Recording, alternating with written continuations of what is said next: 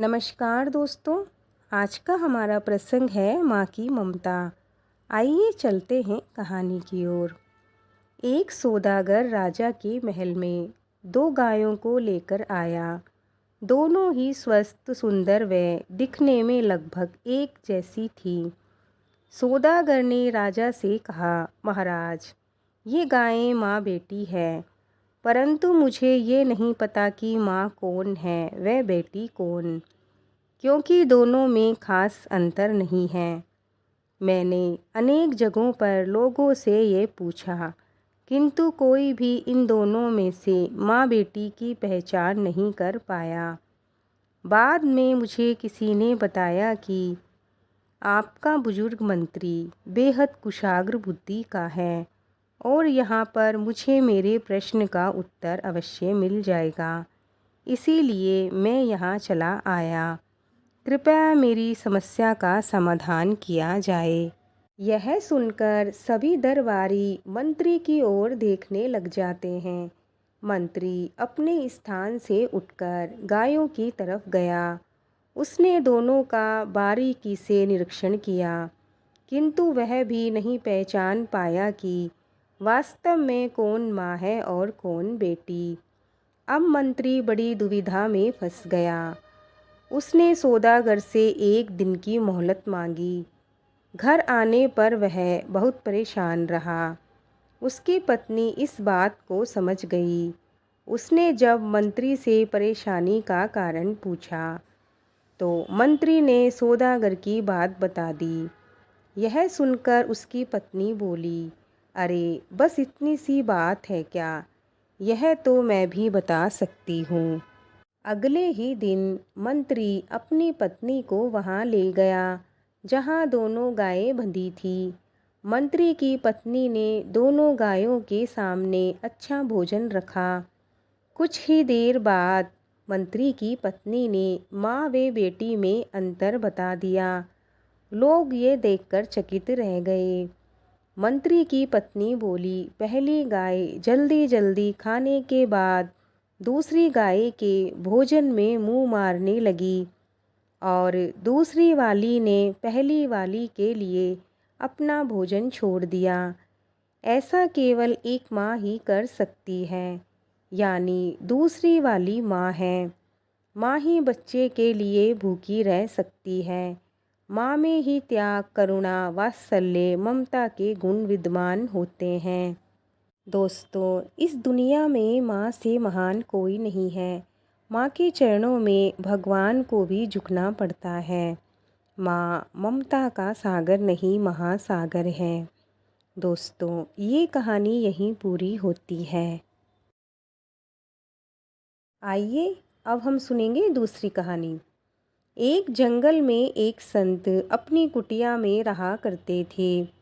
एक शिकारी जब भी वहाँ से निकलता, संत को प्रणाम अवश्य करता। एक दिन शिकारी संत से बोला, बाबा, मैं तो यहाँ मृग का शिकार करता हूँ, आप किसका शिकार करने जंगल में बैठे हैं? संत बोले, श्री कृष्ण का, और फूट फूट कर रोने लग जाते हैं। शिकारी बोला, अरे बाबा, आप रो क्यों रहे हो? मुझे बताओ वो दिखता कैसा है, मैं पकड़कर ले आऊँगा। संत ने भगवान का वह मनोहरी रूप वर्णन कर दिया। वो सांवला सलोना है, मोर पंख लगाता है, बांसुरी बजाता है।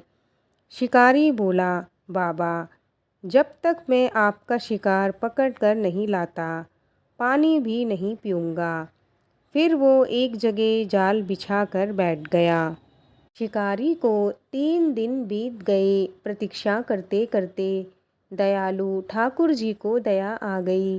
वो भला दूर कहाँ है, बांसुरी बजाते बजाते आ गए और खुद ही शिकारी के जाल में फंस गए।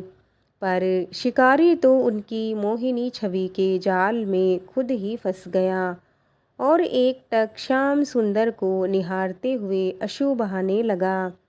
जब कुछ चेतना हुई तो बाबा का स्मरण आया और जोर जोर से चिल्लाने लगा, शिकार मिल गया, शिकार मिल गया। शिकारी ठाकुर जी की ओर देखकर बोला, अच्छा बच्चू, 3 दिन से भूखा प्यासा रखा है, अब जाकर मिले हो और मुझ पर न जाने क्या जादू टोना कर रहे हो। श्याम सुंदर उसके भोलेपन पर रीझे जा रहे हैं एवं मंद मंद मुस्कान लिए उसे देखे जा रहे हैं।